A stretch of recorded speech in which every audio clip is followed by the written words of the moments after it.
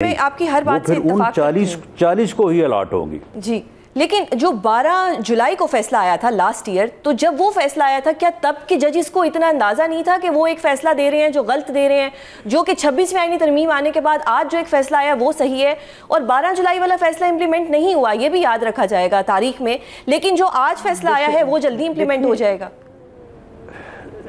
دیکھیں بات یہ ہے کہ کانسٹیٹیوشن سامنے ہے، لا سامنے ہے، ہر بندہ جو ہے اسے پڑھ سکتا ہے، دیکھ سکتا ہے اور اپنی سمجھ کے مطابق یہ کہہ سکتا ہے یا اس کو رد کر سکتا ہے کہ یہ فیصلہ یا وہ فیصلہ یا ان میں سے کون سا فیصلہ in accordance with law and constitution تھا.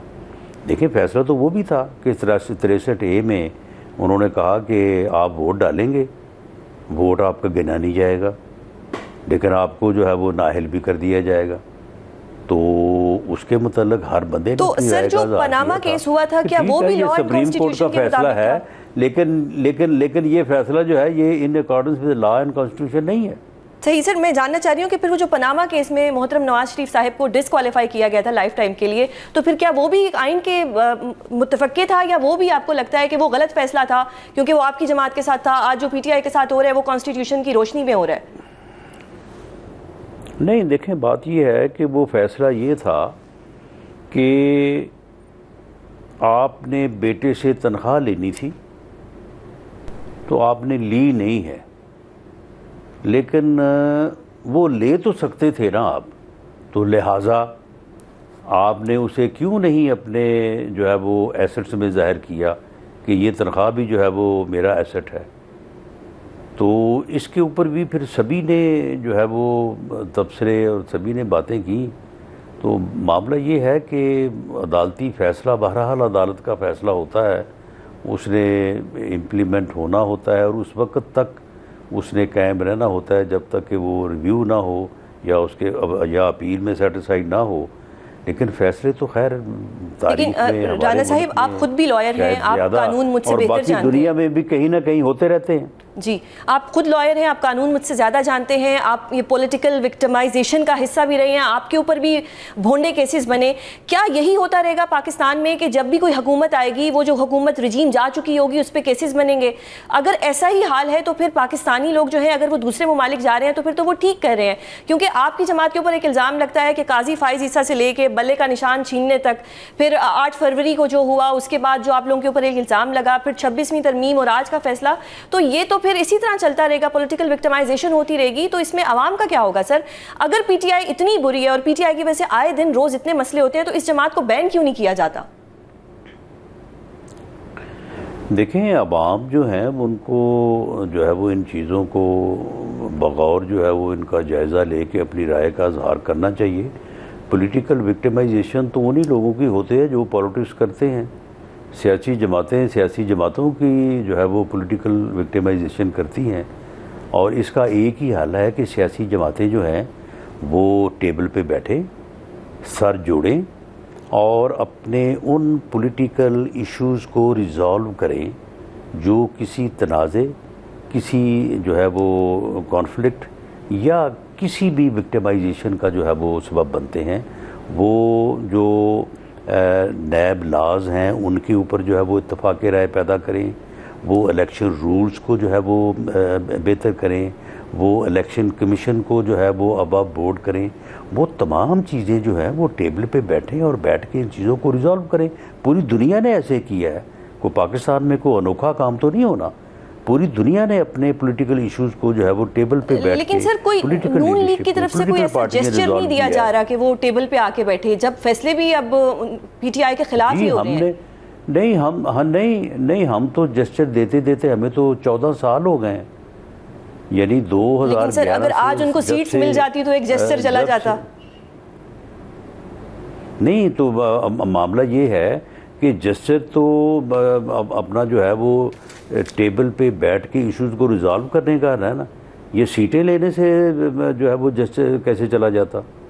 ہم تو پچھلے 14 سال سے جب وہ ہمیں جیلوں میں ٹھونس رہے تھے، ہمارے خلاف کیپٹل پنشمنٹ کے یعنی جھوٹے مقدمے بنا رہے تھے ہمیں سزائے موت دینے کے، وہ بنا رہے تھے، ہم اس وقت ان کو کہتے تھے کہ جی آئیں بیٹھیں. رانا صاحب اب کیا آپ کی جماعت بدلہ لے رہی ہے؟ آئیں چارٹر آف اکانومی کریں، آئیں چارٹر آف جو ہے وہ ڈیموکریسی کریں.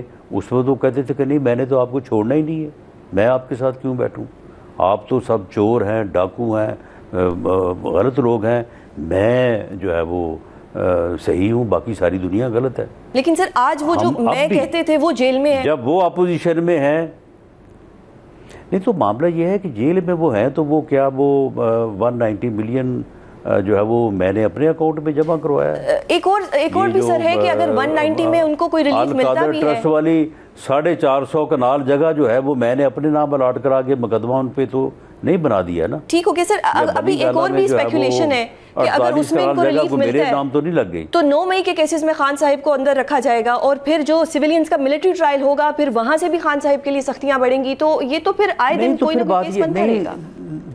نہیں تو پھر بات یہ ہے کہ 9 مئی جو ہے آپ مجھے بتائیں کہ 9 مئی نہیں ہوا. جی بالکل ہوا ہے سر، بالکل ہوا ہے.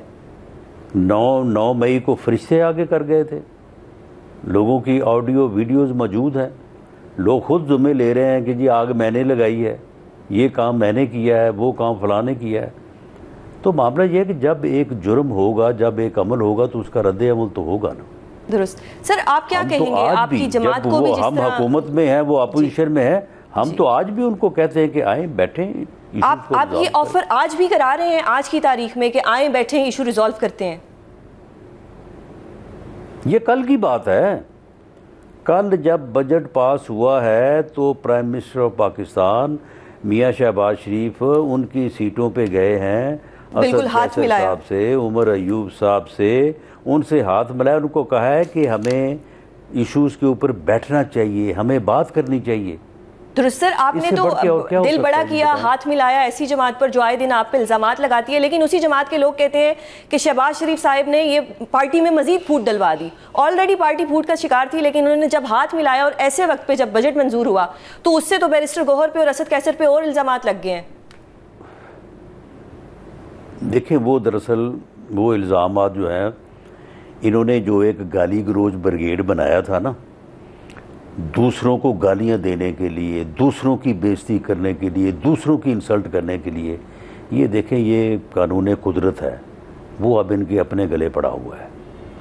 وہ اب دیکھیں انہوں نے کل ہاتھ ملا لیا، وہ گالی گلوچ بریگیڈ جو ہے وہ اب ان کی بےزتی کر رہا ہے. تو اس طرح سے تو جماعتیں نہیں چلتی اور یہ رویے درست نہیں ہیں. صحیح.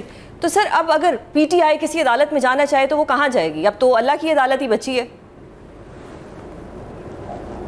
جی بالکل، میرا خیال ہے کہ انہیں اپنے ضمیر کی عدالت میں جانا چاہیے اور اپنا احتساب کرنا چاہیے. انہیں تسلیم کرنا چاہیے کہ ہم نے جب سنی تحریک کونسل میں بطور سیاسی جماعت شامل ہونے کا فیصلہ کیا تھا تو ہم نے نہ آئین پڑھا نہ قانون پڑھا، اور وہ ہم سے غلطی ہوئی اور اس غلطی کے نتیجے میں ہمیں یہ نقصان ہوا ہے.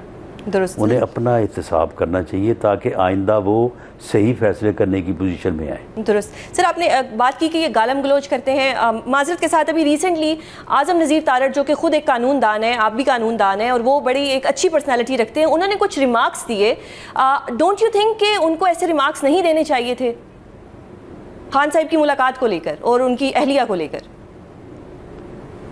نہیں دیکھیں، میری انفارمیشن کے مطابق میں کنفرم نہیں ہوں کہ اگر میاں بیوی ایک قید میں ہوں یا کوئی آدمی اگر لمبی قید میں ہو تو جیل مینولز ہے اس میں یہ گنجائش ہے کہ ان میاں بیوی کو وقت گزارنے کی جو ہے وہ اجازت دی جا سکتی ہے. سر ان لفظوں کو چناؤ تھا نا، جیسے آپ نے کہا وقت گزارنا، ان کے لفظ کچھ الفاظ کچھ ٹھیک نہیں لگے. جیل نہیں، انہوں نے یہی کہا تھا کہ ان کو اکٹھے جو ہے وہ وہاں پہ رہنے کا موقع جو ہے وہ دیا جائے اگر یہ میرے اختیار میں ہو. ہیومن رائٹس کے اوپر وہ بات کر رہے تھے، جواب دے رہے تھے. صحیح. تو اس میں جو ہے وہ یہ ایک دفعہ یہ ایک کوشش بھی ہوئی تھی کہ جیلز میں ایک ایسی جو ہے وہ پروویژن کریٹ کی جائے کہ جو لمبی قید میں لوگ ہیں تو ان کی فیملیز کو ان کے ساتھ کچھ عرصہ جو ہے وہ رہنے کا انتظام کیا جائے. اب دیکھیں نا، اگر ایک آدمی جو ہے وہ جرم کرتا ہے، اس کی سزا میں عمر قید اسے ہو جاتی ہے، تو اس کی بیوی کا تو کوئی قصور نہیں ہے، اس کی فیملی کا تو کوئی قصور نہیں ہے نا. صحیح. سر ابھی کوئی 27ویں ترمیم بھی آ رہی ہے، یہ اسپیکولیشنز ہو رہی ہیں، وہ انصاف ہے کیا جی؟ کوئی 27ویں ترمیم بھی اب آئے گی؟